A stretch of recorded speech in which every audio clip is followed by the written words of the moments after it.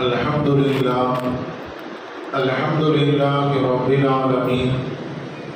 الصلاة والسلام على رسوله أشرف الأنبياء والمرسلين وخاتم النبيين محمد رسول الله صلى الله عليه وسلم.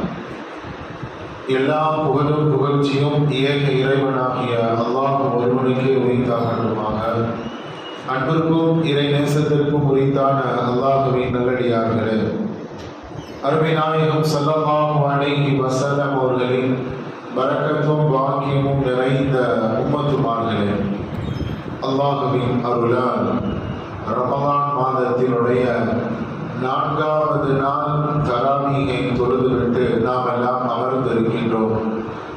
இன்றைய நாள் நமக்கு மத்தியில் போதப்பட்ட அல் குர்ஆனினுடைய வசனங்கள் நம்மிடத்திலே என்ன சொல்கிறது என்ற சிந்தனையில் நாம் ஆழ்ந்தால் பல்வேறு விதமான செய்தியை நமக்கு சுட்டிக்காட்டப்படுகின்றது. இன்றைய நாள் சூரத்து ஆல இம்ரானினுடைய பிற்பகுதியும் அதே போன்று சூரத்து நிசாவினுடைய தொடக்கமும் நம்மிடத்திலே ஓதப்பட்டது. நிச்சயமாக அதையெல்லாம் நமக்கு நேரம் கிடைக்கும் பொழுது தர்ஜுமா எடுத்து வாசித்து பார்க்கணும். குறிப்பா சூரத்து நிசாவை ஒவ்வொரு மனிதரும் தமிழாக்கம் வாசித்து பார்த்தே ஆக வேண்டும். அல்லாஹ் அவ்வளவு அற்புதமான செய்திகளை அல்லாஹ் சொல்கின்றார். குறிப்பாக பெண்கள் சூரத்து நிசாவை வாசித்து பார்க்க வேண்டும். அன்பை குறித்தான் அல்லாஹ்வின் நல்லடியார்களே, இன்று ஓதப்பட்ட இறைவசனத்தின் துவக்கத்தில் அல்லாஹ் பத்ரு யுத்த களத்தில் உங்களுக்கு செய்த உதவியை நீங்கள் நினைத்து பாருங்கள் என்று வசனம் தொடங்குச்சு.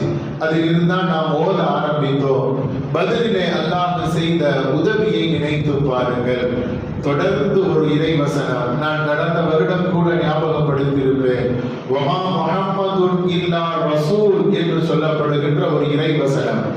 அந்த இறைவசனத்தினுடைய பின்னணியில் மிகப்பெரிய ஒரு வரலாறு எல்லாம் சுட்டி காட்டப்படுகின்றது. ரசூலுல்லாஹி ஸல்லல்லாஹு அலைஹி வஸல்லம் இந்த உலகத்தில் இருந்து விடை பெற்ற மறைந்த அந்த நேரம் எல்லா மக்களும் இன்னைக்கு இறை தூதர் மறைஞ்சிட்டாங்க, இன்னும் இந்த இஸ்லாம் கிடையாது அப்படின்னு சில கூட்டங்கள் குழம்பிக் கொண்டிருக்கு. உமர் ரலியல்லாஹு அன்ஹு போன்ற மிகப்பெரிய சஹாபாக்கள் எல்லாம் ரசூலுல்லாஹை யாராவது மறைந்தான்னு சொன்னாலும் எங்களால ஏற்றுக்கொள்ள முடியாது. ஆனா உமர் ரலியல்லாஹு கொஞ்சம் ஒரு படி மேல யாராவது சொன்னீங்கன்னா அவருடைய தலையை நான் சீவி விடுவேன் என்று உருவிய வாளோடு அவர்கள் அலைகின்றார்கள். அந்த சந்தர்ப்பத்துல அபூபக்கர் ரலியல்லாஹு அன்ஹு அவங்க வராங்க. ஒரு மிகப்பெரிய ஆளுமை திறன் என்பது சமுதாயத்தை கட்டமைக்கின்ற ஒவ்வொரு தலைவர்களுக்கும் அது வேணும். சமுதாயத்தை வழி நடத்துகின்ற, குடும்பத்தை வழி நடத்துகின்ற ஒரு ஆண் மக்களுக்கான ஒரு அழகிய திறனே ஆளுமை திறன். நாம் சொல்கின்ற வார்த்தையை சமுதாயம் கட்டுப்பட்டு ஏற்று நடக்க வேண்டும் என்பதற்கு அழகான ஒரு முன்மாதிரி. அபூபக்கர் ரலியல்லாஹு அன்ஹு ரசூலுல்லாஹ்வுடைய அந்த மரண சமயத்துல இல்ல, வெளியூரில் இருந்து வருகின்றார்கள். ஸல்லல்லாஹு அலைஹி வஸல்லம் அவர்களை பார்த்தவுடன் துபுத ஹய்யம் வ மையிதா, நாயகமே நீங்க வாழும் போதும் மணந்தீர்கள், இப்பொழுது மரணித்த பிறகும் மணக்கின்றீர்கள் என்ற வார்த்தையை சொல்லிவிட்டு அந்த சமுதாயம் எல்லாம் பிளவுபட்டு குழப்பத்தில் இருக்கிற அந்த நேரத்துல இந்த வசனத்தை தான் ஓதுனாங்க அபூபக்கர் ரலியல்லாஹு அன்ஹு. வமா முஹம்மதுன் இல்லா ரசூல், முஹம்மது என்பது ஒரு இறை தூதர் தான்.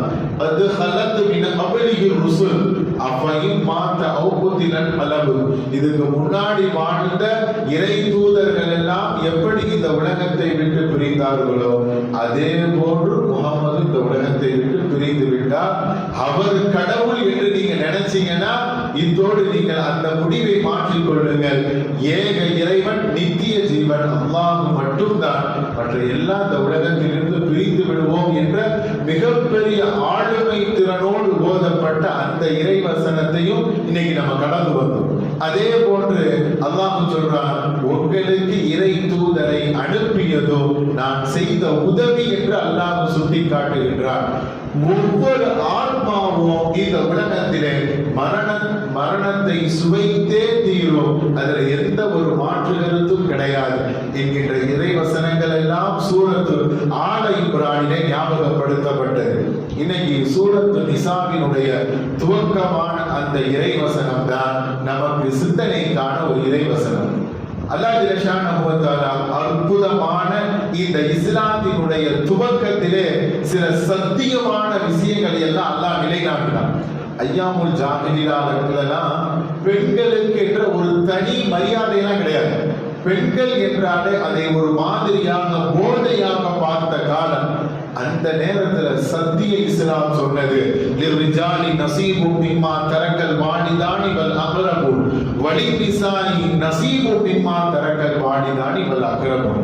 எப்படி தாய் தந்தைகளோ சொந்த பந்தங்களோ சொத்தை விட்டுட்டு போனா ஆண்களுக்கு எப்படி பங்குண்டோ அதே போல பெண்களுக்கும் உறவினர்களோ பெற்றோர்களோ விட்டு சென்றால் சொத்திற்கு அவர்களுக்கும் பங்கு உண்டு என்று முதலாக இந்த உலகத்தில் உரைத்த ஒரே மார்க்கம் சத்திய மார்க்கம் இஸ்லாம் தான்.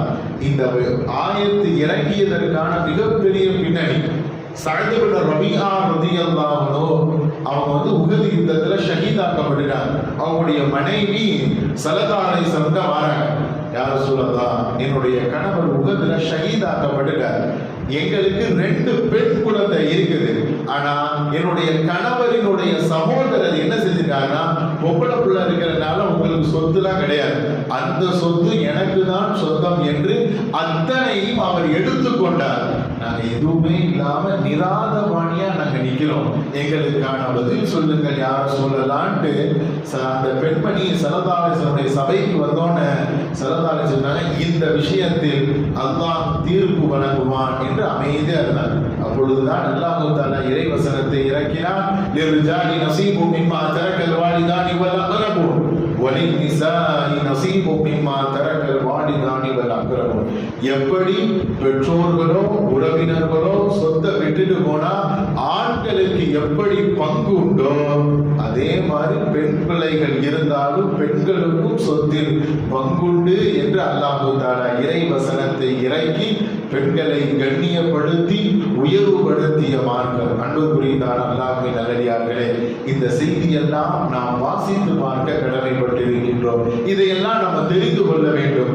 இஸ்லாம் என்பது எவ்வாறு வாழ்வியலை கற்றுத்தருகிறது, ஒவ்வொரு மனிதருக்கும் தனி மனித கண்ணியத்தையும் உயர்வையும் இஸ்லாம் எவ்வாறு அளிக்கிறது என்பதை வாடுகின்ற நாம், இந்த இஸ்லாத்தை உணர்வு பூர்வமாக நேசிக்கின்ற நாம், இந்த வரலாறுகளும் இந்த இறை வசனங்களையும் சிந்திக்க வேண்டும், அதையும் நம்முடைய வாழ்வில் ஏற்று நடக்க வேண்டும். அதுதான் ஒரு உண்மையான முஸ்லிமாகிய நமக்கு வாழ்வில் ஒரு உயர்ந்த அந்தஸ்தை பெற்றுத்தரும்.